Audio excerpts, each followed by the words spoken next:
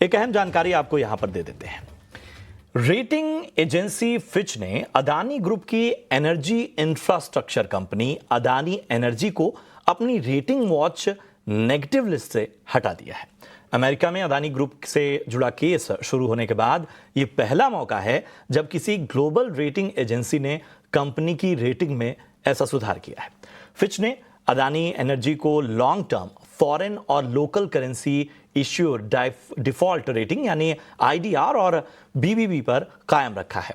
Fitch की ओर से जारी बयान में यह भी कहा गया है कि कंपनी को रेटिंग वॉच नेगेटिव लिस्ट से हटाकर रेटिंग को नेगेटिव आउटलुक किया गया है। साथ ही फिच ने ग्रुप की लिक्विडिटी और फंडिंग जरूरतों से जुड़े जोखिम कम होने की भी बात कही है।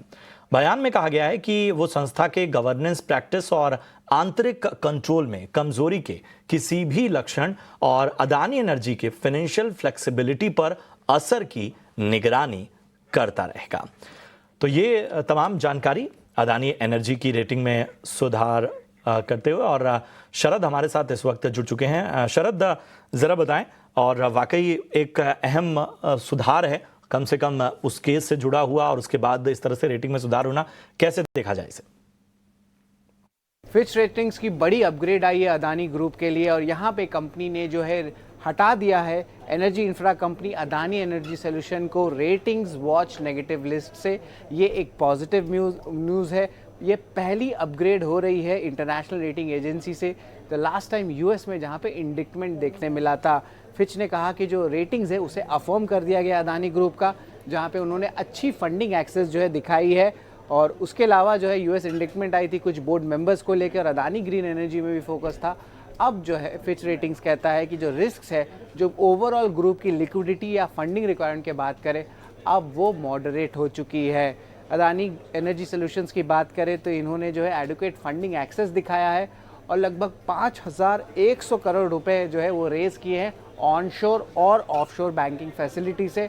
वही फिच रेटिंग्स ने कहा कि अदानी ग्रीन की बात करें तो इन्होंने भी ऑनशोर फंडिंग लगभग 1.1 यूएस बिलियन डॉलर, लगभग आप कह सकते हैं 10,000 करोड़ तक रेज किया गया है कंस्ट्रक्शन लिंक फैसिलिटी का, और जिसका जो ड्यू डेट है वो आपका मार्च 2025 में पड़ता है। तो ओवरऑल फिच रेटिंग्स की एक बड़ी अपग्रेड आई है अदानी ग्रुप पे।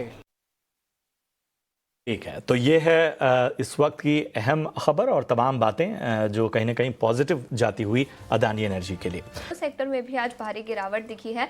इनफैक्ट कुछ इंडिविजुअल स्टॉक्स की बात करें तो अशोक लेलैंड 4% तक फिसल चुका है। सोनी, क्या राय होगी अशोक लेलैंड पर? यहाँ पे अशोक लेलैंड पे हम देखेंगे तो 200 के नीचे जस्ट एक फ्रेश ब्रेकडाउन दिया है और स्टॉक वीक लग रहा है। 195 पे एक इमीडिएट सपोर्ट है, अगर उसको भी ब्रेक करता है देन टुवर्ड्स 188 के लेवल्स टेस्ट हो सकते हैं। क्लोजिंग बेसिस पे अगर आज 200 के नीचे ब्रेक करता है तो एक सेल ऑन राइज का स्ट्रक्चर रहेगा एंड टुवर्ड्स 202 लेवल्स पे सप्लाई प्रेशर नजर आ सकता है। सो मुझे लगता है कि टुवर्ड्स 195 और उसके नीचे पोजिशनली 188 के लेवल्स को एक बार टेस्ट कर सकता है। ठीक है, तो ये है राय इस वक्त आती हुई ऑटो सेक्टर पर। और